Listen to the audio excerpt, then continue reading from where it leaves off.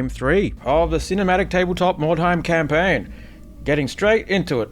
Today's battle has the previously featured witch hunters of Sigmar's Judgment, played by me, Damo, against the rather scary undead, played by my good mate Prawn. The House Vodnich is headed by the terrifyingly lethal Mistress Aniara the Vampire. This is Prawn's second game for the campaign, as the first one was filmed but was not posted due to technical issues. This is reflected in the warband's attributes. Aniara has 3 attacks with a spear and initiative 5? Yikes. Mordecai the Necromancer is armed with a Lifestealer spell, short-ranged and difficult to cast, but potentially devastating. Then we've got a bunch of dregs, whose models are actually original run Witch Hunter Zealots.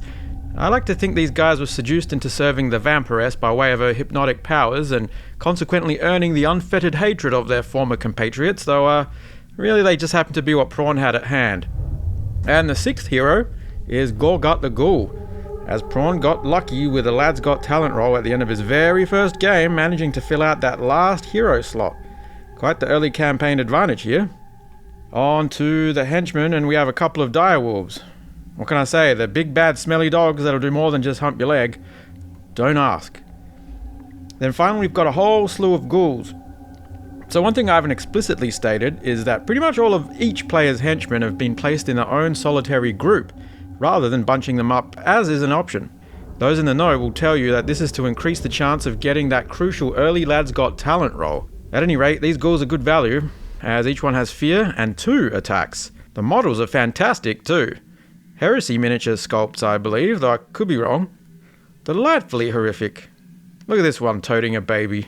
Isn't that lovely? The witch hunters of Sigmar's Judgment will have a rough time of it facing such a warband, as Prawn is a clever dick. He didn't include any zombies in his warband because why would you? Not much to say about my heretic burning lads here, as they didn't change all that much from their first game, though Mr. Steiner here will sit the battle out due to getting the trots from gulping down Borry water when he thought it'd be a grand idea to go for a swim in one of Mordheim's many fetid wells.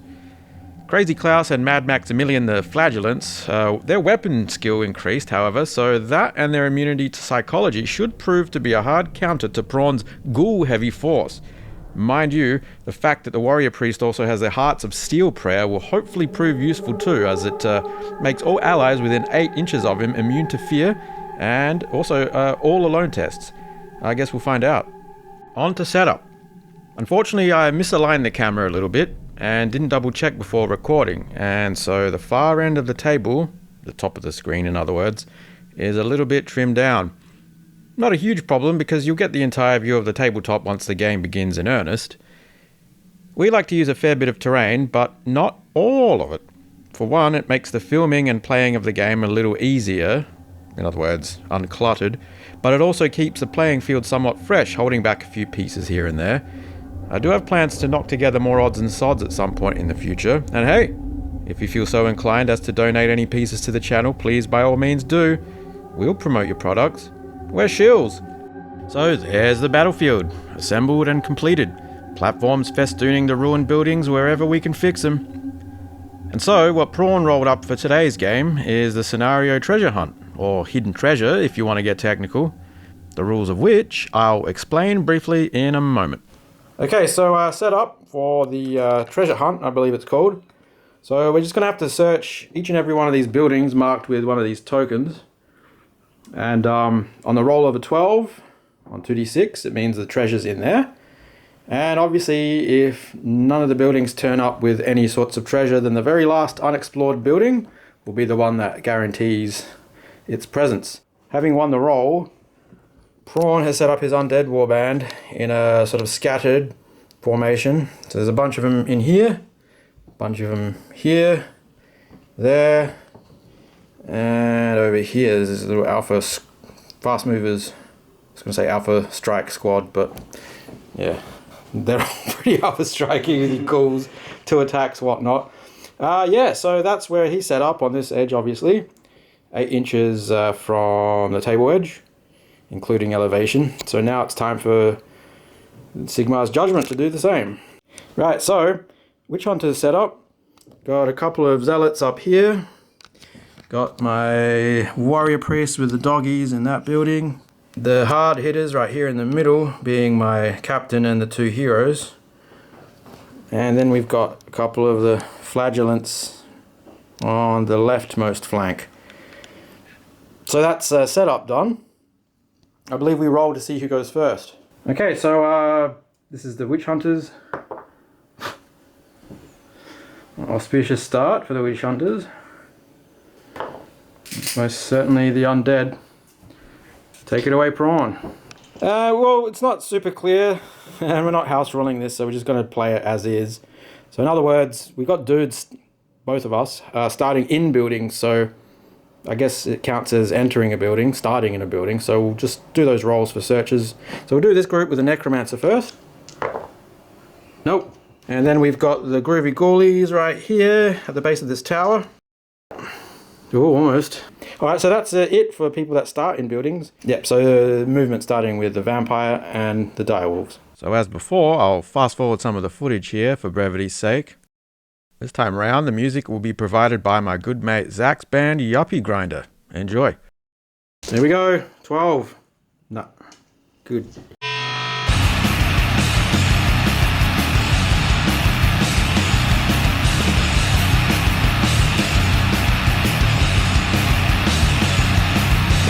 So this is the treasure search for the ghoul in the church, right?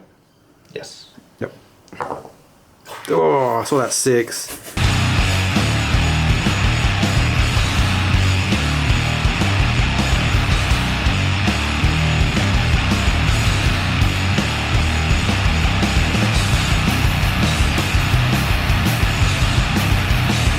On to the witch hunters. So we've got one of the flagellants here. He's going to have a quick squiz. Needing a 12. Come on, Sigmar, guide my hand. What did you do in your The opposite. We have here the heroes and the captain. Needing a 12. And now we have the warrior priest with the doggos. 1 6. And then we've got the 2 zealots. Come on, 12. No, nothing. Alright, so just regular movement now. So yeah, moving this guy to there. Obviously isn't in the building, so he can't do a search yet. And his mate will follow suit. To there. And then moving up to here.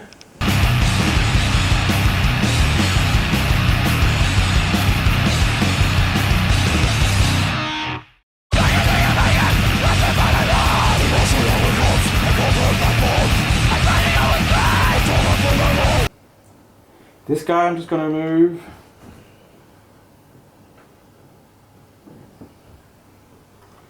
I guess just to there.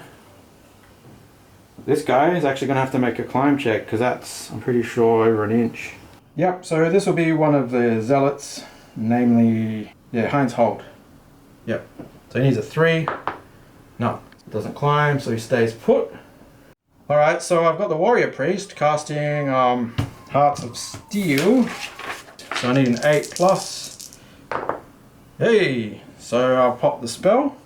So everyone within 8 of the warrior priest are immune to fear, which is quite handy against the undead. So that's him there. So far it's just the dogs and I guess that guy.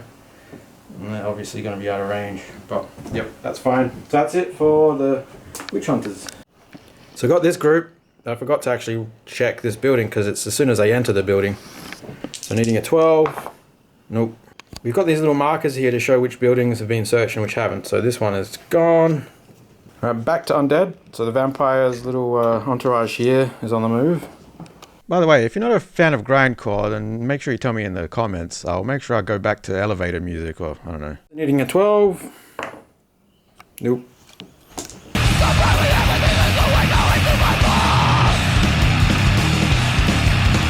And we've got ghouls here.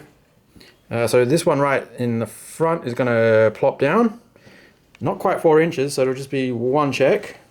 An initiative roll. Hey! So that one's safe, unfortunately. So I'll just sort of get into that chair there. Cool. Okay. the other two are not going to take that risk because they don't have the high initiative. So they're just going to go 4, 4, and then 4. Oh god, that's kind of scuffed, isn't it? Let me think about that. He was like right here, wasn't he? So it's 4, yeah. And then, would you say that would be like, you know, 4.5 or whatever? It was 4 to here, so another, yeah, that would be 4 surely, because it's like 3.5, then another half, right? And he's just going to sit right up the top there, because he's definitely not going to make it. So we have a house rule where if there's a ladder, you don't need to make initiative checks to climb. So that's them done. And then we've got, I guess, these ones over here, underneath this bridge. So, is that an initiative check, or can I just jump? It's like just under 2. If it's under 2, then that's no check. Yep.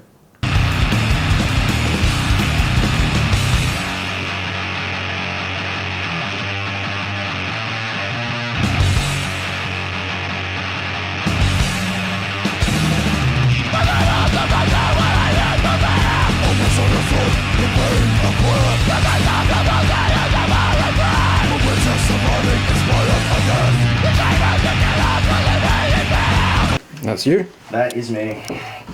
Right, back to Sigmar's judgment. So I've pre-measured it, and this guy's just going to hop up here, search the building. Well, I guess I'll have to make the roll, in case he does find it. Oh my god, I got it! Oh, nice one. Check it out. No shit, that's good. Right, so indeed, this guy, whatever his name is, the flagellant, I think that's Mad Maximilian, he actually found the treasure.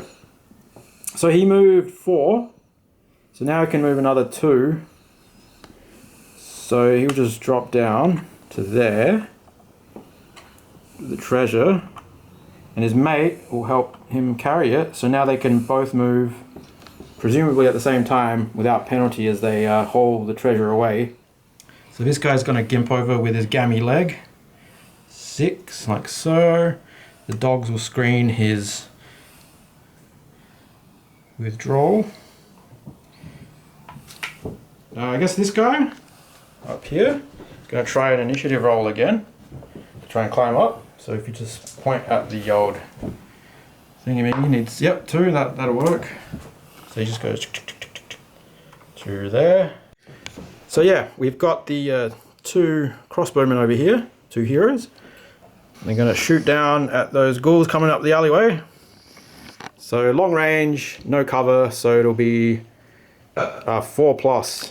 So we'll start with Griswold the Grim. So needing a 4. Nope. And then we've got Wolfhard Heilbronner. 6, that's a hit. So it'll just be the frontmost ghoul. Right over there. So the frontmost. Toughness 4, you were saying? So strength 4, needing a 4+. No. So they're safe. And that's it for the witch hunters, I believe. Yeah, that's it. So back to the undead. I think all your hopes lay with the ghouls, though I can't see them actually catching up at this point.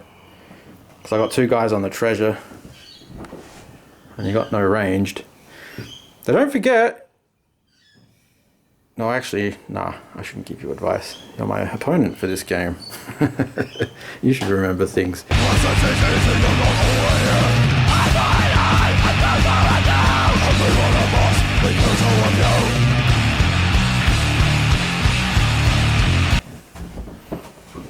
So that guy just moved there. And then we've got more ghouls charging in. Trying to catch my treasure bearers.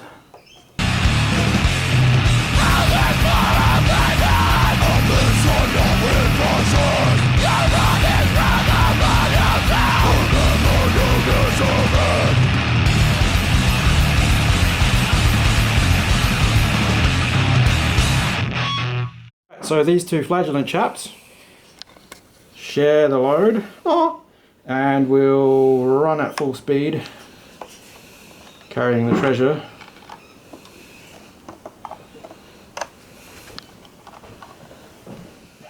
Yep, so I almost forgot. This little group didn't move, so they're just going to scooch away from those slavering dire wolves that can move, 18 with a charge? Mm-hmm.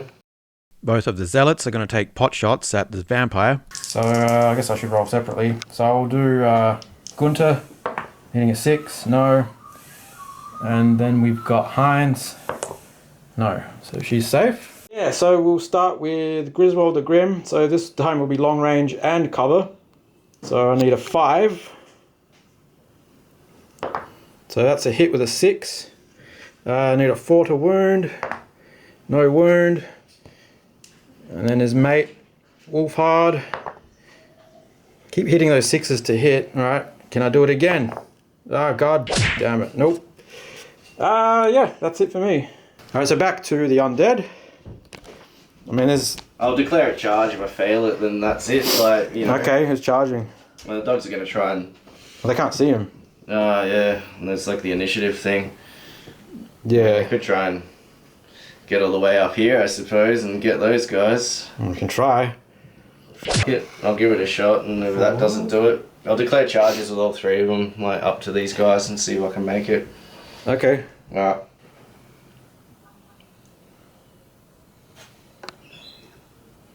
Failed. So I only move 6. So with a failed charge, you only move half. So wherever 6 is. They probably made it. Yep, they make it. So one dog. Or one of them does. Well, they're both like pretty much the same distance, right? But I don't know. Where can he go? Yeah, exactly. Well, I'll just touch bases with that one. Like the crossbow guy on the side here. Alright, let's have a crack. See if I can get you a little bit. Which one? Crossbow boy here. That one? Yep. Yep. Okay, so dire wolf attacking Wolfhard. I think the wolf's going to go hard on him, in fact. Yeah. So the warrior priest here, these guys are within his influence, so they ignore any fear checks. Weapon skill 3 for my dude. Weapon skill 3 for the dog too. Okay, so 4+. Nope. Swing back with a dagger. Nope. And that's that, because these guys is jet over and good game. I got the treasure. Almost beat him. So that's it for the battle. Kind of lame game, to be honest, but as usual we've got the post game, which will make up for that in thrills and spills, as you'll shortly see. No injury rolls, so straight onto the XP. But before we get onto the XP, actually, come to think of it, we do have the treasure that I managed to schlep away off the battlefield. And just summarizing, I'm not going to show all the rolls, etc. I did rather well, as in total I got 7 gold coins, 3 shards of weird stone, a suit of light armor, a sword, and a gem worth 10 gold, so not a bad haul at all. Moving on to the XP phase, starting with witch hunters. The captain got enough XP to get an advance roll and rolled well, as he gained an extra attack, which is always awesome.